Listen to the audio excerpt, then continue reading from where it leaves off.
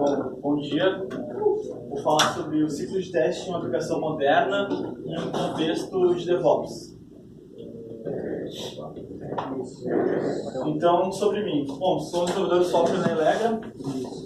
Sou um cara que gosta muito de ciência, então sempre que dá eu estou consumindo um artigo, lendo em algum fórum, alguma coisa. Eu sou um viajante do tempo, então eu estou um pouco nervoso que eu tive que voltar porque eu falei sobre isso na apresentação quando eu fiz. Deu um monte de problema, então não vou falar agora.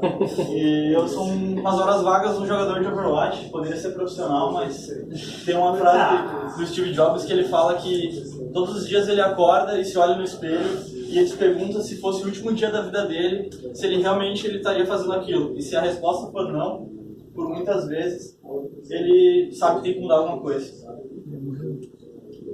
Então, aí tem uma pergunta, será que faz diferença a maneira que a gente faz as coisas? Será que faz diferença quando a gente trabalha com software, a maneira como a gente faz as coisas? Às vezes, muita gente pensa que não, mas faz muita diferença. Então, por que às vezes a gente sobe lá em cima e vai comer um The Chefs, por exemplo? Porque a maneira com que eles fazem um sanduíche deles é diferente. Então isso funciona no mundo do TI também. Às vezes as pessoas pensam que não, e a TI ela era estruturada antigamente baseada em outras coisas, como preço, o escopo era fechado, a gente tinha muito orientado a processos, só que hoje o mundo é diferente, isso mudou, né? Então o DevOps ele veio com uma iniciativa de transformação digital, ele veio com inovação, com IoT, então trazendo uma série de mudanças. Então no mundo ágil, assim, o Dev ele já começou a ser implementado dessa forma, mais ágil, mas as operações elas demoraram um pouco para acompanhar. Então esse pensamento de DevOps ele surgiu para quebrar esse paradigma, para quebrar em contextos. Então a gente acaba ganhando com uma redução de tempo nos projetos, com integração, os processos eles são otimizados, então a gente acaba tendo métricas, dashboards, então tem um mapeamento das nossas aplicações. E a capacidade do time técnico, a gente vê que os times amadurecem muito mais, porque a gente acaba conhecendo a aplicação como um todo. E tem uma facilidade de intervenção, porque a gente pensa muito em disponibilidade, mas também pensa em estabilidade. Então não tem como falar de DevOps sem falar de Canvas, né? Porque Canvas, basicamente, ele é sobre DevOps. DevOps é sobre Canvas também. Então a gente tem a cultura, a gente tem a automação, o gerenciamento e compartilhamento. Então essas 4 palavras-chave fazem muito sentido quando a gente está falando de DevOps. Então o que é DevOps? DevOps é um cargo, uma certificação? DevOps é uma ferramenta? Não, na verdade não é nenhuma dessas coisas, né? A gente tinha tem muitos times de DevOps que às vezes são os caras de operações que eles fazem algumas automações nos serviços que eles fazem de, sei lá, de deploy, de provisionamento de máquinas, mas não é isso. DevOps é uma maneira de tu pensar, uma forma de tu construir teu código baseado, trazendo essa parte de operações desde o início, pensando de uma forma geral, para a gente poder ter uma eficiência melhor, para a gente poder ter uma qualidade melhor e explorar ao máximo tudo que pode entregar com isso. Então, qual o alvo? Então, a gente falou de DevOps, como funciona, como é tudo isso. Então, como funcionam as coisas? Então, como é direcionada as nossas aplicações hoje? Hoje ela é direcionada para o negócio. DevOps ele é direcionado para o negócio, só que em um contexto técnico. Então, um contexto a gente fala sobre automação, sobre ambiente, mas é tudo direcionado para o negócio, porque o negócio que é o DevOps. Hoje as empresas buscam qualidade. A gente tem referências de empresas que entregam coisas que outras empresas já entregavam, mas com uma qualidade muito superior. Então os nossos alvos são agregar valor. O DevOps ele é sobre uma melhor experiência para o usuário. Ele provém de mudanças rápidas, contínuas. E a gente tem que estar sempre disponível para que nossos recursos eles estejam sempre da melhor forma.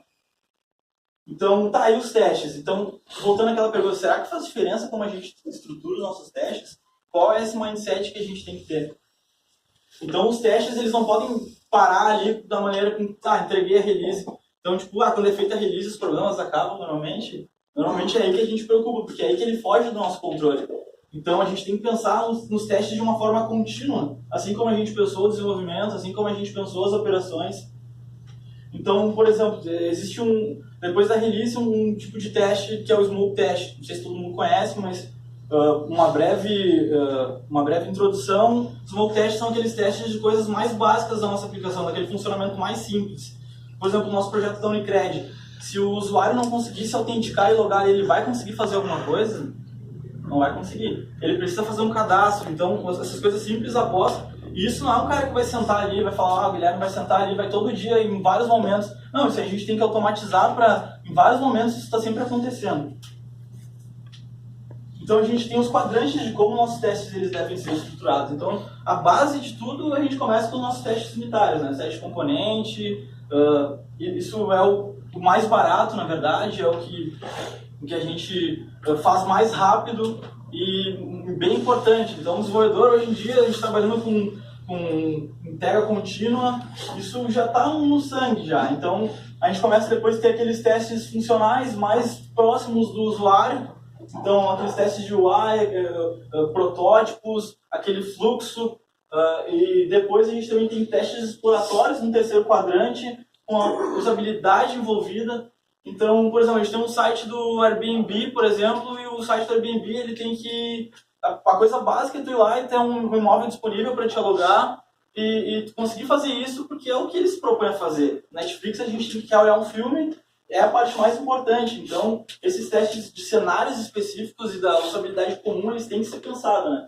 E depois a gente sai e entra para um outro quadrante que já é mais diferente, que é, cara, adianta a gente pensar em DevOps se a gente não pensa nos testes de performance, nos testes de segurança, se a gente não tem um monitoramento contínuo, talvez não faça sentido a gente usar DevOps e a gente não pensar nisso. A gente está fazendo todo um ambiente, um processo para poder entregar um software com eficiência, com qualidade, e a gente não tem um teste de performance, a gente não sabe se um software é escalável. Então, cara, é muito importante esse quarto quadrante que, às vezes, não é muito tocado no assunto quando a gente fala de teste.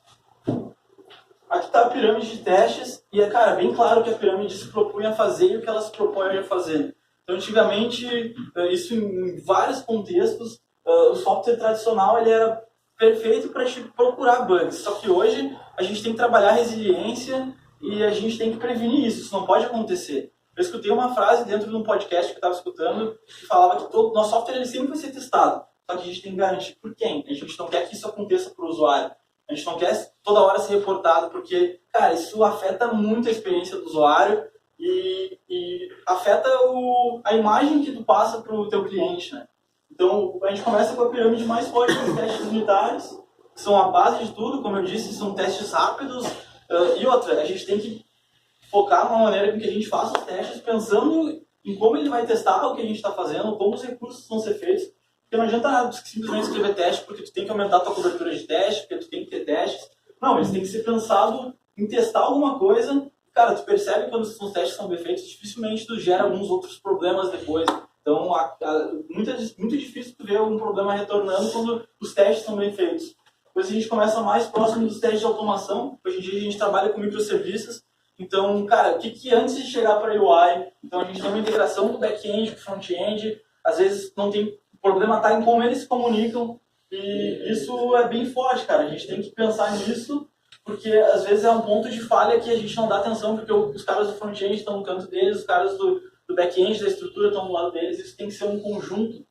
DevOps também é sobre a colaboração de todo mundo, então colaboração dos POs, colaboração dos desenvolvedores, dos arquitetos, é uma entrega de um time. Então, cara, como a gente também garante um continuous quality, então a gente tem que garantir essa qualidade. Depois a gente também tem os testes de ambiente, então tem o Ansible, que eu fiz uma LT falando sobre como ele ajudava a gente a provisionar nossas máquinas, testes do Docker está aí para ajudar em questão de containerização. Depois a gente tem virtualização, a gente trabalha com um banco e a gente tem dados que às vezes são complicados a gente fazer testes em produção, e, cara, a gente consegue ter maneiras de virtualizar, de mocar, de fazer, às vezes, um espelhamento para poder não comprometer esses dados. E essa Continuous Quality é sobre os testes acontecerem a todo momento. A gente tem que pensar os testes não ficarem para trás e acompanharem esse ciclo de Continuous Deliveries, Continuous Integration. E, cara, como um processo básico de teste, a gente tem que pensar. Bom, os testes, a gente tem que pensar como aquilo vai funcionar, como a gente pode testar aquilo e para depois começar, depois de todo esse design começar a desenvolver, não, sei lá, baixar a cabeça, botar o fone e codar. Então, um overview assim de tudo. Cara, quais os ganhos que a gente tem adotando esses testes com DevOps e automação. Então, a gente consegue ter um feedback rápido, um feedback contínuo do cliente e às vezes não precisar nem desse feedback do cliente. A nossa própria aplicação não se retornar esse feedback. Seria muito melhor o Gui, por exemplo, receber um log de um teste que preveniu do que chegar até o usuário, o cara reclamar para ele quando vê, às vezes corrigir esse problema antes do usuário reportar esse problema, não deixar chegar até ele. A gente consegue ter um contínuo software health, que é saber a qualidade, como está a saúde das nossas coisas, um monitoramento contínuo, e a gente consegue reduzir a entrega das novas features, porque a gente se preparou para não dar problema e não envolver coisas que não vão ter uma estrutura que vão garantir que a gente entregou aquilo, está tranquilo, vamos entregar próximo, não ficar retendo retrabalho, e acontece menos erros para o usuário. Então, a gente, finalizando, a gente tem as ferramentas, a gente tem as pessoas e o processo, que tudo isso forma a cultura. Então, basicamente é isso. Eu tive que fazer isso de forma rápida, porque não tinha como entrar em muitos detalhes, mas se alguém tiver alguma pergunta, é isso aí.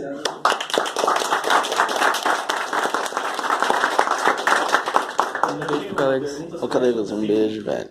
Faz o sinal de beijo, cara. Falou ali no Smoke Pad.